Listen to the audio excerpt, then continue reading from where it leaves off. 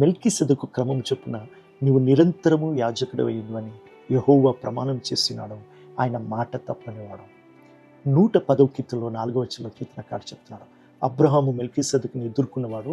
ఆ తర్వాత ప్రవచనాత్మకంగా దావీదు ఈ మాటను చెప్తున్నాడు. దేవుడు మెల్కీసెదెకు అనే ప్రధాన యాజక ధర్మాన్ని మార్చబోతున్నాడు, ప్రధాన యాజకునిగా క్రీస్తు రాబోతున్నాడని చెప్తున్నాడు.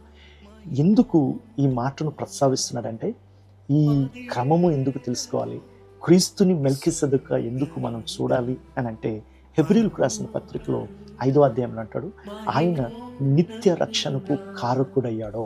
ప్రైజ్ ది లార్డ్, ఆమేన్. ఆయన రక్తము పట్టుకొని ప్రధాన యాజకుడిగా వెళ్ళి ఆ పరిశుద్ధ స్థలంలో చిందించడం ద్వారా ఆయన మనల్ని కూడా ఆయన ద్వారా మనల్ని తండ్రి అంగీకరించాడని బైబిల్ సెలవిస్తుంది. 6వ అధ్యాయంలో 19వ వచనంలో అంటాడు, ఈ నిరీక్షణ నిశ్చలమును స్థిరములను మన ఆత్మకు లంగరు వంటిదయ్యింది, తెరలోనికి ప్రవేశించుచున్నది. నిరంతరము మెల్కీసెదెకు క్రమము చొప్పున ప్రధాన యాజకుడైన యేసు అందులోనికి మనకంటే ముందుగా మన పక్షముగా ప్రవేశించాను.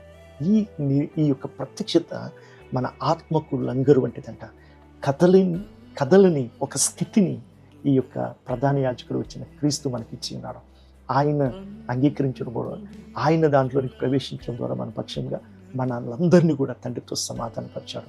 ఇది మనకు నిరీక్షణాస్పదమైనది. ఈ నిరీక్షణ మన ఆత్మకు లంగరు వంటిది. లోనున్న వారిగా బ్రతికే కృపను దేవుడు మనకు అనుగ్రహించిన కాక. Praise the lord. మన మెల్కీసెదెకు మన ప్రధాన యాజకుడు, మన క్రీస్తు అయినాడు. ఆయన మన పక్షము గుండగా మన మీద నేరము మోపువాడవడం, ఆయనే మన నీతిమంతునిగా చేస్తున్నాడు. ప్రైజ్ ది లార్డ్, ఆమేన్. మెల్కీసెదెకు క్రమం చొప్పున నీవు నిరంతరము యాజకుడవయ్యును అని యెహోవా ప్రమాణం చేస్తున్నాడు, ఆయన మాట తప్పనివాడు.